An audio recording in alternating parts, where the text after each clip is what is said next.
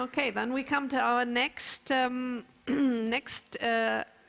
subject block, and that's service-oriented architecture. We have one more presentation before the break, and we have one more afterwards, and we have a third presentation on this topic. This comes from Japan, and it's available in the online platform. I'm really sorry that the colleagues from Japan were not able to come here and present it in person, but it's available for everybody. So there's a third presentation available online for everybody. So of course you, when you access the platform afterwards, also with a video recording and a voice recording, so that we have that. And with that, we come to the first presentation, and for that I'd like to welcome our speaker, Trista from Stellantis, for this. And it's communication management and automotive service-oriented architecture, and the floor is yours. Thank you, Kirsten, for the presentation. I'm Trista from the Stellantis, and today I'm going to present a common work between me and my colleagues, David, Fernandez, Blanco, and Juleixis, Guariguata. Before I just have to click the button, so the topic is what you see. That's what I'm going to present you is some, I will say some lessons we are learning about the deployment of a service-oriented architecture. The presentation will be divided into 3 different parts. In the beginning, we will give some overview on the need or overall architecture, and later we'll go into a different proposal for SOA deployment, and in the end, we give some takeaway and perspective that we have in these viewpoints. So let's target the first part. From the picture that we can see, the car is becoming like a smartphone. That's it become a marketplace for most of her different service suppliers that they can come to deploy their services inside the car. So for this concept, I think most of you already saw a lot of things on internet media talk about a concept. The name is car OS. So the idea of car OS is not to present a new operating system, for sure not, but to really build a layer, abstraction layers in order to provide the right interfaces for the service supplier. So for doing that, we can see there are quite a lot of different SDK, or even when we are working on the different software implementation, we try to see if there are standard APIs or some dedicated API of a car maker. And services are like the software services that can be deployed, to be updated, to be removed anywhere based on the functional needs. And also you need quite a lot of support at the lower layer in order to virtualize the infrastructure. So the architecture design, that's as well we see, that's from the domain-centric, little by little, move to a closed domain and then a zona architecture, like what we see in the opening talk today. So those things, they are imposing environment that we can see for the SOA deployment. So the idea is, in the past, that we have a hardware-defined vehicle. Once the car is on the road, it reduces value. But now we are going to the software-defined vehicle. Is after you sell the car, the user holds the car for a long time. Once you update the features or services, then the value of the car can keep increasing. So in order to do that, we can see what are the needs that push the deployment of SOA.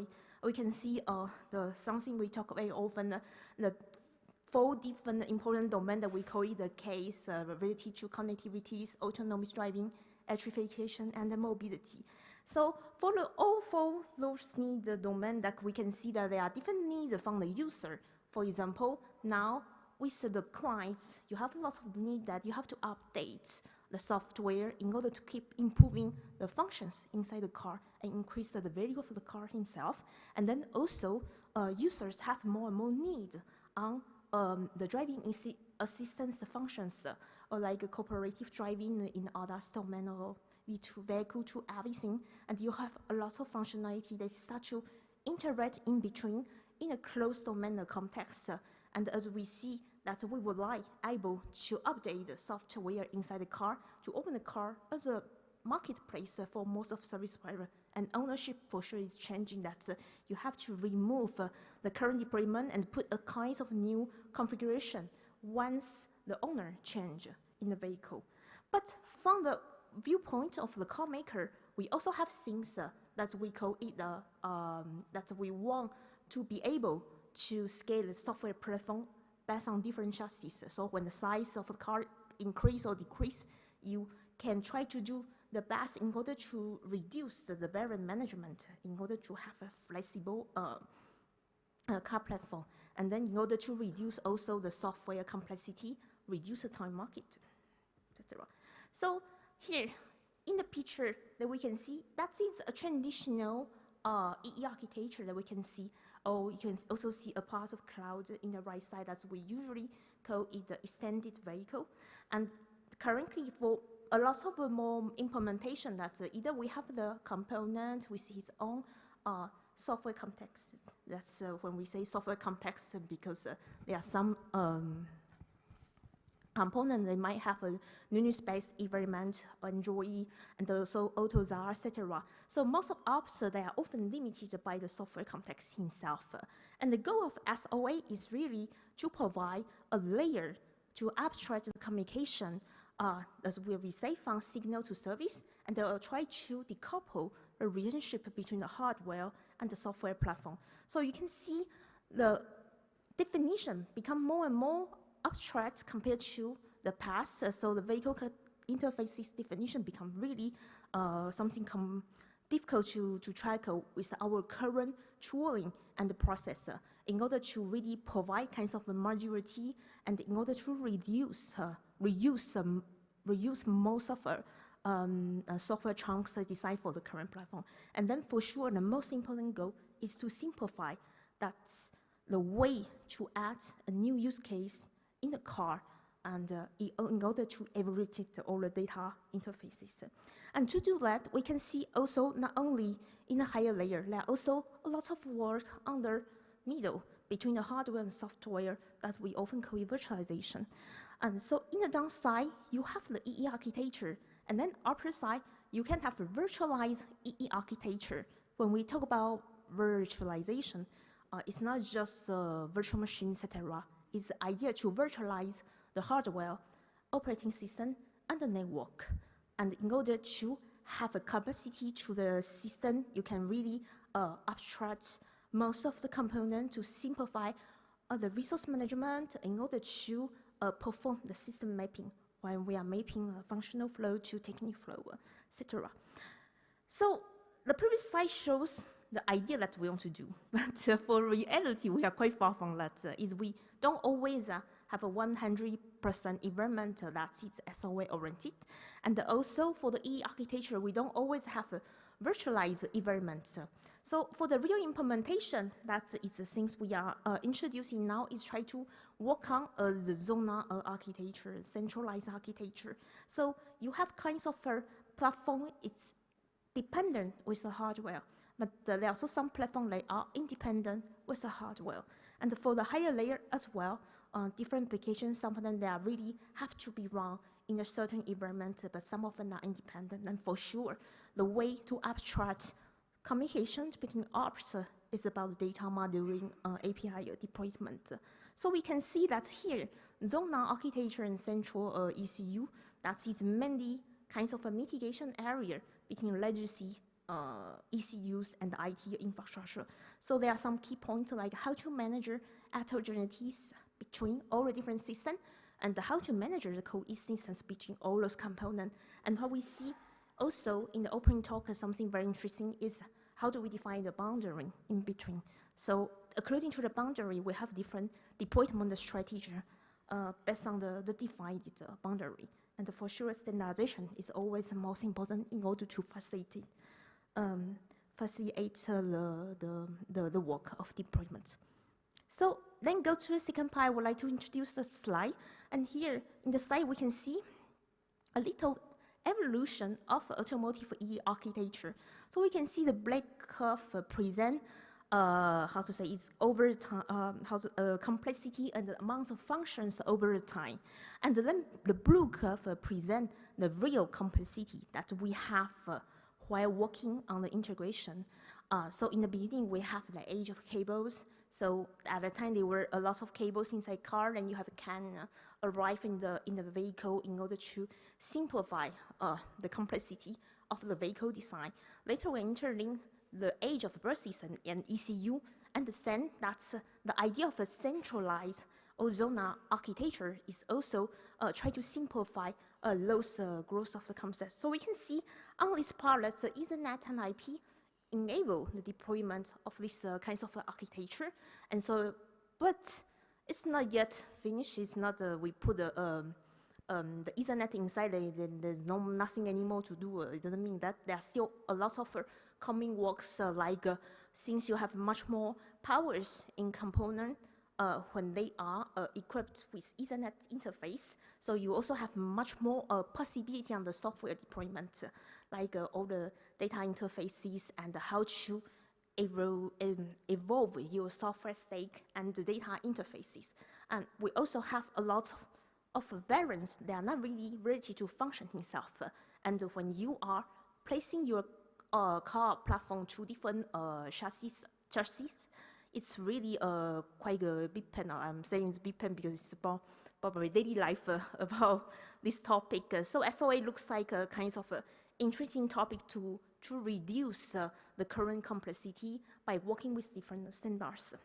And so let's look at the basic concept. I think most of you have seen these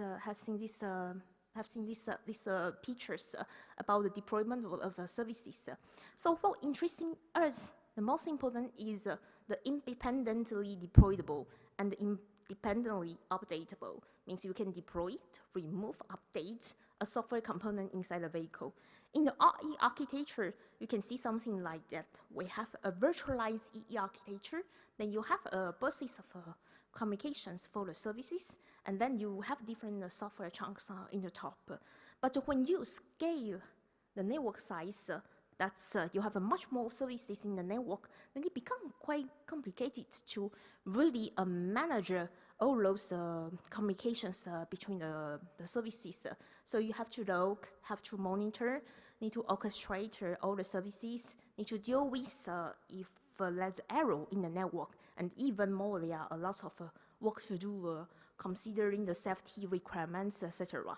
And that is not only for runtime, but also for development parts or deployment parts that we want the platform to be auto-scalable to different size of the car in order to reduce really quite a lot of software management complexity.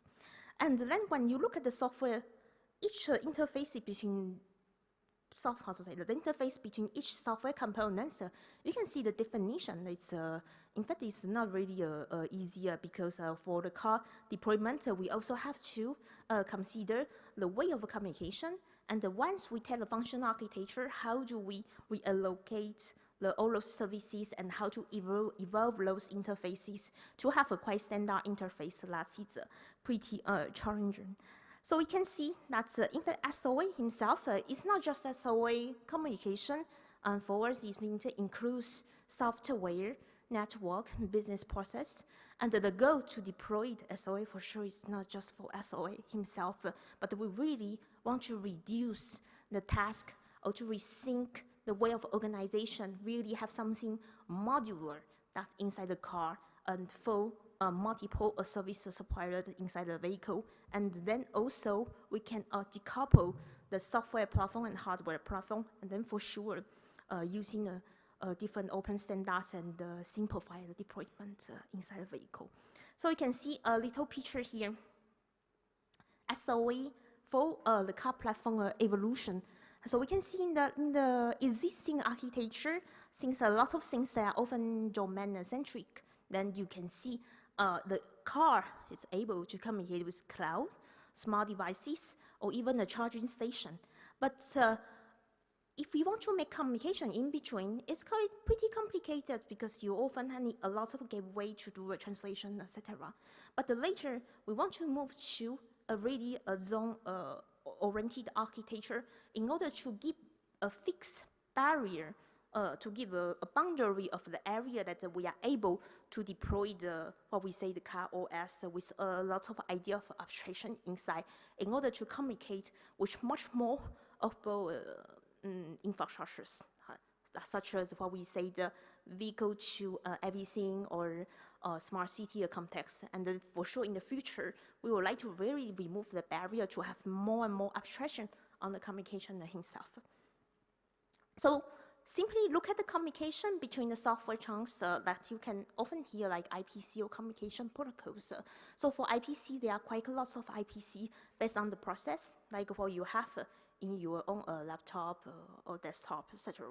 There are also many there are also IPCs that's mainly based on the memory itself that we often see between different chipsets in the PCP, and also a lot of things in the units like open system, you often have socket-based communication, etc. And then once you need to go out from the same machine, you need kinds of communication protocols.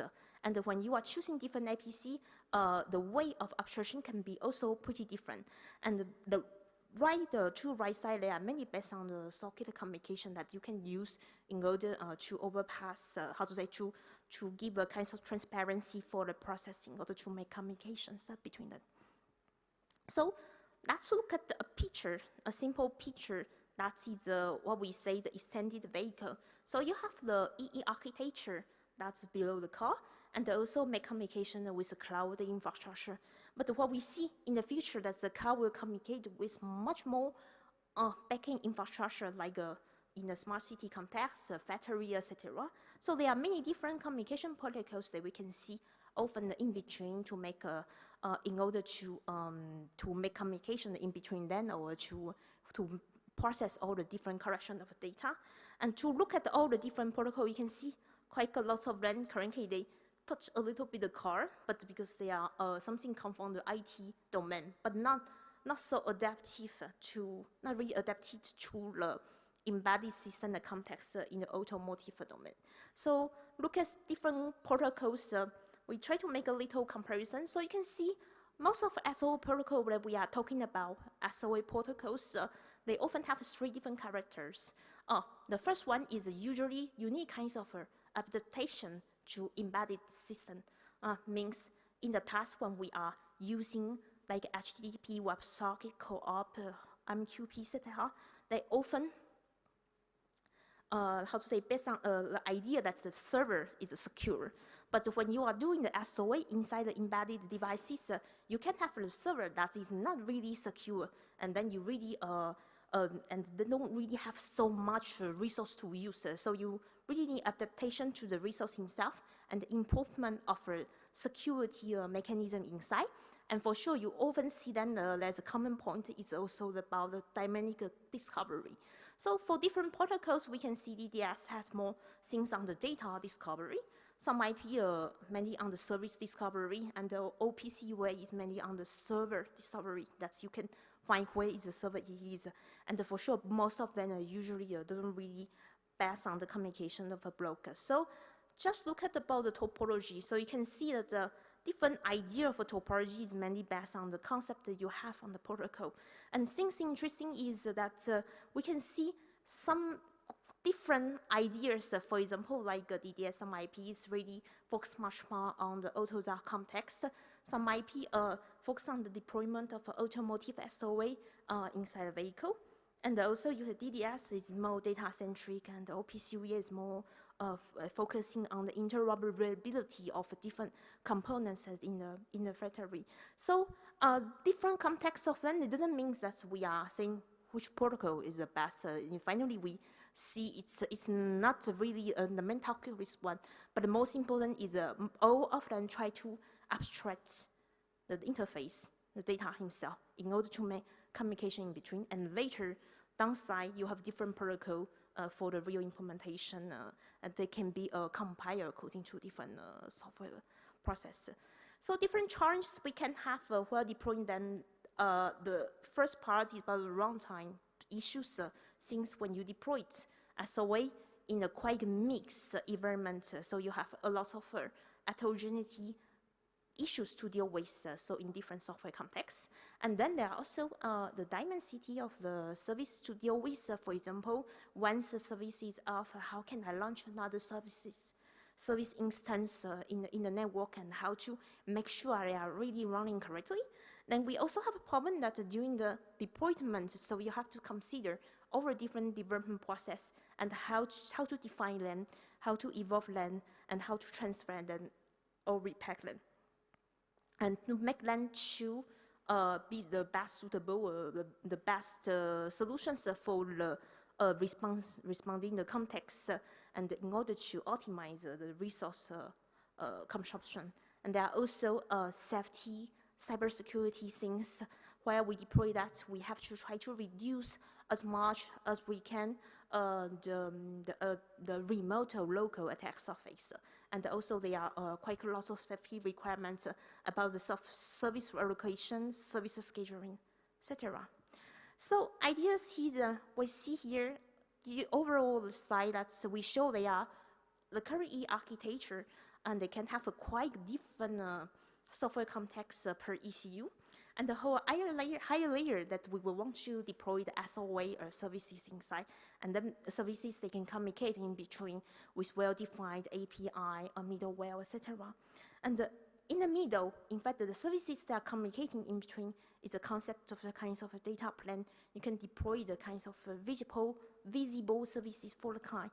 But in behind, you need a lot of control services in order to manage the communication in between, to provide kinds of transparency between the software component and the lower side.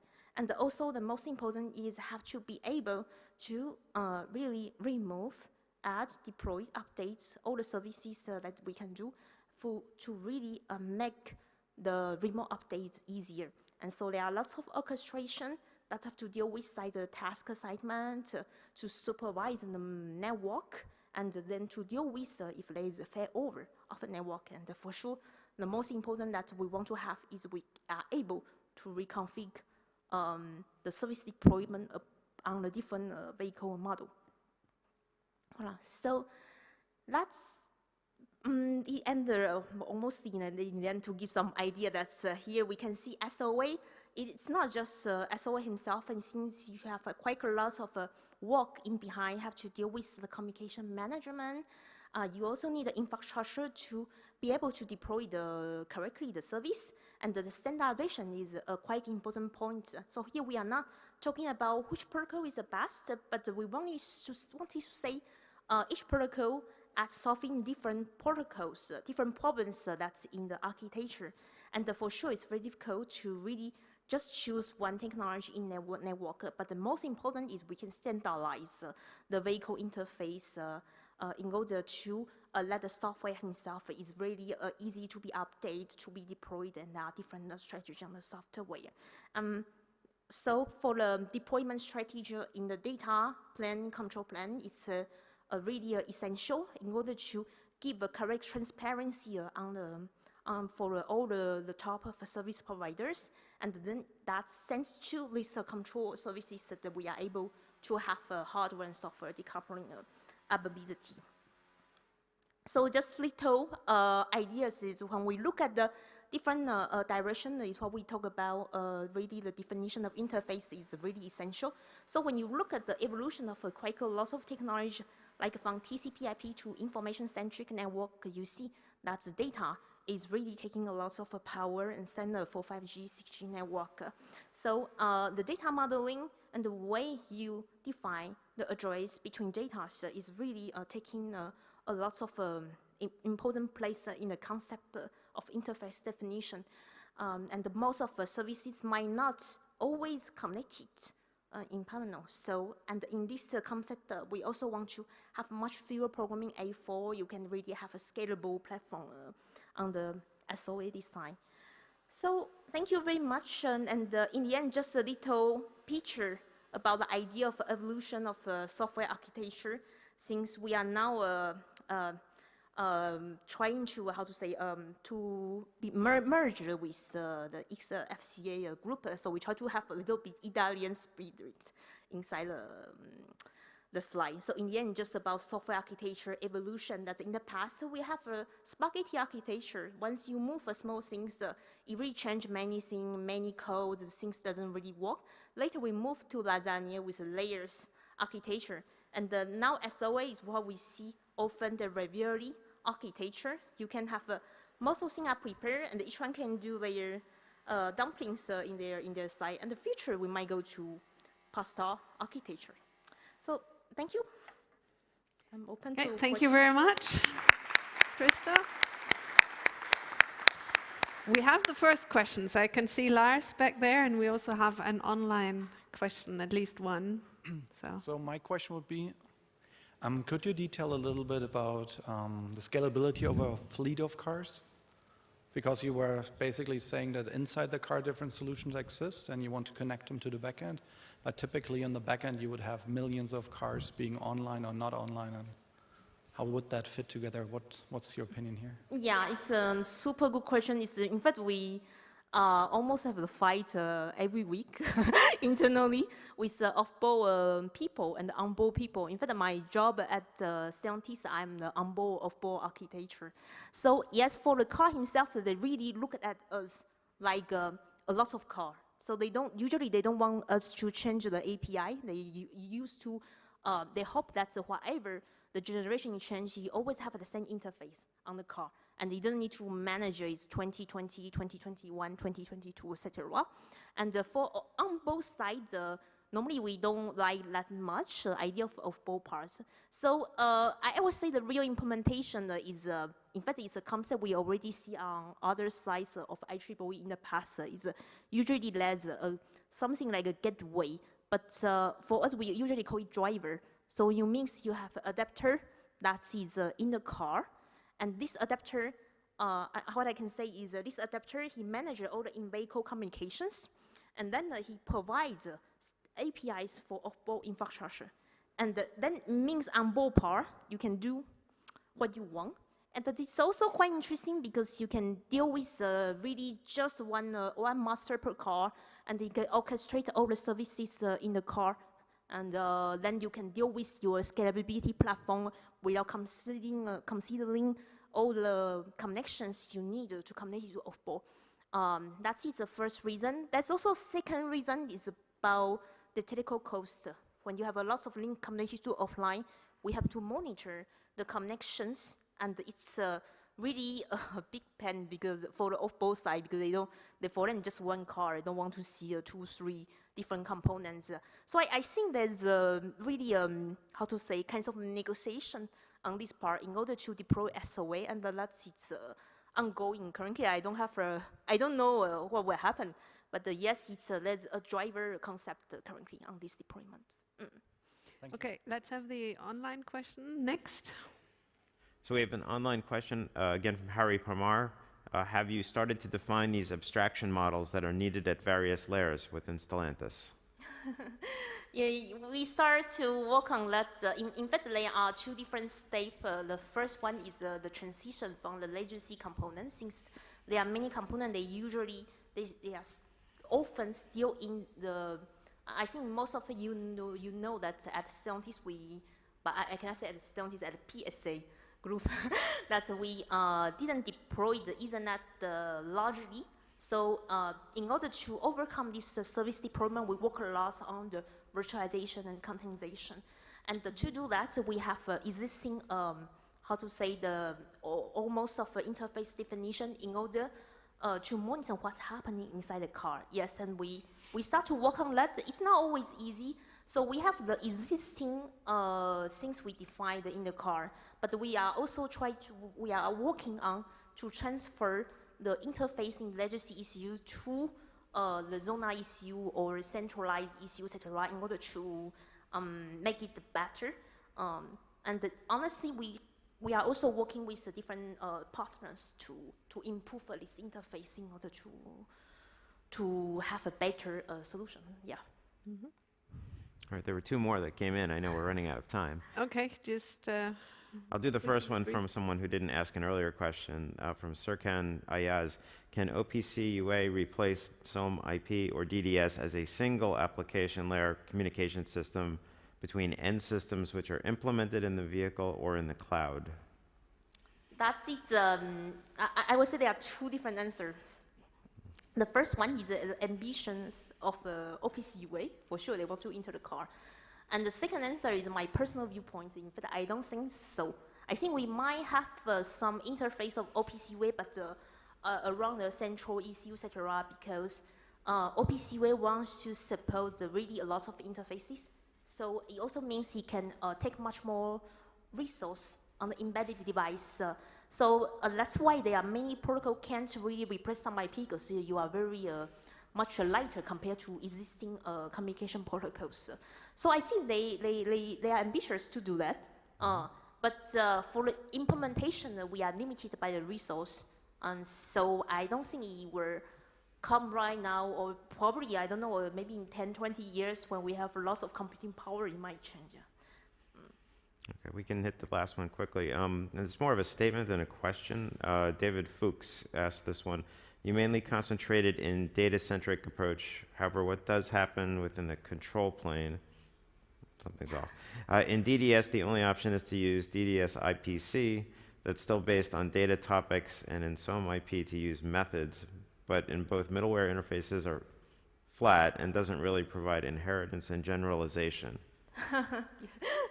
That's why we often talk about the way communication like IDL. So generally speaking, when you are defining the API, API needs data structure and a method. So when you are working on whatever MQTT, DS, etc., you need to define the data structure and the method himself, and then it can be performed by another way. But for sure, they are pretty different, but both of them, they can use a description of IDL. And for DDS, for sure, you are using ONG IDL, and for some IPs, usually Funka IDL. And we also try to find kinds of a balance in between. So yes, we can have this problem, since topic-based communication, usually, they don't really need to know who is the sender. So when you are looking at discovering the services in the network, you just care the net of data, but you don't really care who is producing this data, and then you don't have exactly the same matter as some IP. But for sure, for me, I think the API is still the most important way to define, and then you have adaptation to different protocol in order to provide abstraction. But currently, it's not yet very well done currently. Yeah. Okay, then thank you very much once more, Trista, for the very interesting presentation.